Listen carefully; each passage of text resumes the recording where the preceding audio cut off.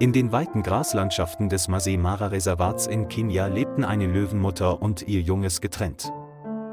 Sie gehören keiner großen Herde an, sondern überleben einfach ruhig in der Wildnis. Die Löwenjungen werden erwachsen und sind voller Neugier und Aktivität. Jeden Tag bringt die Löwenmutter ihren Jungen bei, wie man sich an die Beute heranpirscht, sie anspringt und beobachtet. Dank seines Instinkts lernt das Löwenjunge sehr schnell, es fehlt ihm jedoch noch an Erfahrung. Mutter und Junges bewegten sich über das Grasland, weg von den wachsamen Augen anderer Löwenrudel. Sie teilen ihre kargen Mahlzeiten und verlassen sich dabei auf die Jagdfähigkeiten ihrer Mutter.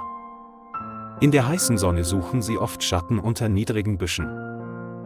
Nachts lagen die beiden nebeneinander und lauschten den Geräuschen des wilden Afrikas. Frühmorgens bringt die Löwenmutter ihren Jungen bei, wie sie in der Nähe von Antilopenherden auflauern können. Aber das Löwenjunge lernt und spielt gleichzeitig und vergisst manchmal, sich zu konzentrieren. Alles Unbekannte betrachtet das Löwenjunge als Spielzeug, das es erkunden kann. Eines Tages sah er ein kleines Eisenrohr im trockenen Gras liegen. Es rannte sofort zurück und drehte die Röhre voller Freude mit den Füßen immer wieder um. Die Löwenmutter schenkte dem Tier zunächst keine Beachtung, da sie dachte, ihr Junges würde nur harmlos spielen. Das Löwenjunge rollte die Röhre weiter und knurrte dann leise, als würde es seinen Gegner herausfordern. Das Spiel wurde immer interessanter, das Löwenjunge steckte seinen Kopf in die Röhre, um sie zu erkunden. In diesem Moment wurde ihrer Mutter die potenzielle Gefahr bewusst. Doch alles ging so schnell, dass das Löwenjunge mit dem Kopf stecken blieb und ihn nicht mehr herausziehen konnte. Es geriet in Panik und wehrte sich, wodurch die Rohrklemme noch fester wurde. Ein Hilferuf ertönte, woraufhin die Löwenmutter sofort herbeieilte. Die Löwin biss mit ihrem Maul in die Röhre und versuchte, sie herauszuziehen. Doch das Metall war zu hart, sodass die Zähne der Löwin nichts ausrichten konnten. Das Löwenjunge wehrte sich panisch und verschlimmerte die Situation. Die Löwenmutter brüllte, als würde sie den Wind oder eine andere Macht um Hilfe bitten, um ihr Kind zu retten. In der Mittagssonne wirkte das Grasland verlassen, ohne Anzeichen menschlicher Präsenz. Mit der Zeit hechelte das Löwenjunge und schien große Schmerzen zu haben. Die Löwenmutter leckte sanft den freiliegenden Teil ihres Halses und hoffte, ihr Junges zu beruhigen. Das kleine Eisenrohr wurde zu einer großen Bedrohung für das Leben des Löwenjungen. In diesem Moment näherte sich in der Ferne ein Streifenwagen des Reservats. Im Auto fuhr James, ein erfahrener Mitarbeiter mit mäßiger Geschwindigkeit. Neben ihm steht Luca, ebenfalls ein Naturschutzbeauftragter, der auf den Schutz von Wildtieren spezialisiert ist.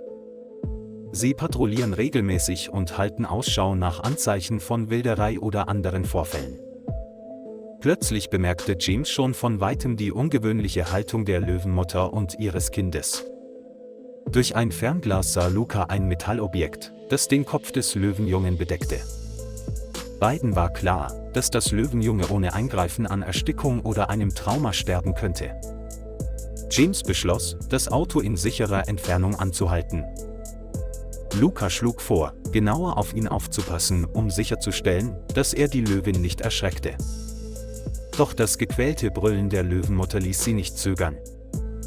James öffnete den Kofferraum und holte Metallschneidewerkzeuge und einen Erste-Hilfe-Kasten heraus. Luca hat seine Schere und andere notwendige Schutzausrüstung bereit. Sie näherten sich der Mutter und dem Jungen vorsichtig, aber entschlossen.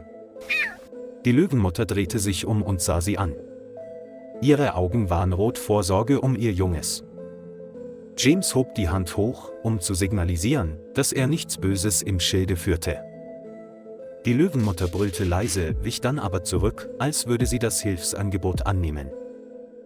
Luca ging dicht neben James und näherte sich langsam dem liegenden Löwenjungen.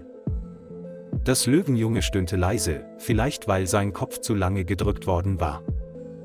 James bückte sich und legte das Schneidwerkzeug auf das Eisenrohr.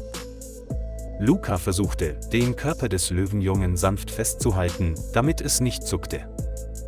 Das Geräusch des aufeinanderprallenden Metalls war trocken, Schweißperlen standen auf der Stirn beider Männer. Das Eisenrohr war dicker als erwartet, was das Schneiden erschwerte. Manchmal wehrte sich das Löwenjunge, sodass sie innehalten und es beruhigen mussten. Die Löwenmutter blieb einige Meter entfernt stehen und ließ ihr Junges nicht aus den Augen. Die Löwenmutter schien zu verstehen, dass diese Menschen versuchten, das Leben des Löwenjungen zu retten. Das Geräusch einer schneidenden Schere ertönte, als nach und nach kleine Metallstücke abgeschnitten wurden. Die Sonne stand hoch am Himmel, die Zeit verging, das Löwenjunge wurde immer erschöpfter. James und Luca schnitten abwechselnd, weil ihnen der Druck auf ihre rechte Hand im Arm wehtat. Die beiden Menschen wünschten sich nur, das arme Tier bald zu befreien. Fast eine Stunde verging und die Enden des Rohrs trennten sich allmählich. Erst als das letzte Metallstück abgeschnitten war, konnte das Löwenjunge seinen Kopf herausziehen. Sein Hals war zerkratzt, sein Fell nass von Schweiß und Blut. Das erschöpfte Löwenjunge brach keuchend zusammen. Die Löwenmutter kam sofort näher und leckte sanft den verletzten Hals. Als sie sahen, dass es sicher war, traten James und Luca ebenfalls ein paar Schritte zurück und öffneten den Erste-Hilfe-Kasten. James bereitete schnell eine Dosis Medizin vor, um die Gesundheit des Löwenjungen zu unterstützen. Luca hielt sanft die Schulter des Löwenjungen, damit James ihm die Spritze verabreichen konnte. Die Nadel berührte die Haut, das Löwenjunge stöhnte, zeigte jedoch keine Anzeichen von Aggression. Das Medikament wurde injiziert, um die Entzündung zu bekämpfen und die Schmerzen zu lindern, sodass das Löwenjunge sich bessern konnte. Beide Männer atmeten erleichtert auf, als sie sahen, dass das Löwenjunge noch bei Bewusstsein war. Die Löwenmutter stand ganz in der Nähe und war bereit zu reagieren, wenn sie Gefahr witterte. James verstaute den Werkzeugkasten schnell, Luca half beim Einsammeln der abgeschnittenen Rohrstücke, um eine Gefährdung anderer Tiere zu vermeiden. Das Löwenjunge bewegte sich leicht und versuchte, den Kopf zu heben. Die Nachmittagssonne schien auf die Wunde, sie sah nicht allzu ernst aus, war aber sichtlich schmerzhaft. James und Luca drehten sich wieder zur Löwin um und signalisierten damit, dass sie fertig waren. Die Löwenmutter wandte den Blick von ihren Jungen ab und beobachtete die beiden vorsichtig, griff sie jedoch nicht an. Die beiden Männer zogen sich langsam zurück und respektierten den Raum, in dem die Mutter und das Junge blieben. Das Löwenjunge versuchte, sich mit seinen Vorderbeinen hochzudrücken. Es warf James und Luca einen Blick zu und stieß ein leises Knurren aus. Der Klang war wie ein Wort der Dankbarkeit, wild, aber aufrichtig. Die Löwenmutter legte ihre Schnauze auf den Kopf ihres Jungen, als wolle sie ihn trösten und ermutigen. Beiden Männern war klar, dass sie gerade Zeugen eines seltenen Augenblicks geworden waren. James zog sich langsam zurück, Luca folgte ihm dicht auf den Fersen, um die Sicherheit aller zu gewährleisten. Sie kehrten zum Auto zurück, voller Emotionen angesichts der erfolgreichen Rettung. Aus dem Auto heraus konnten sie noch immer die Löwenmutter und ihr Baby dort stehen sehen, wie sie ihre Köpfe drehten, um die Fremden anzuschauen.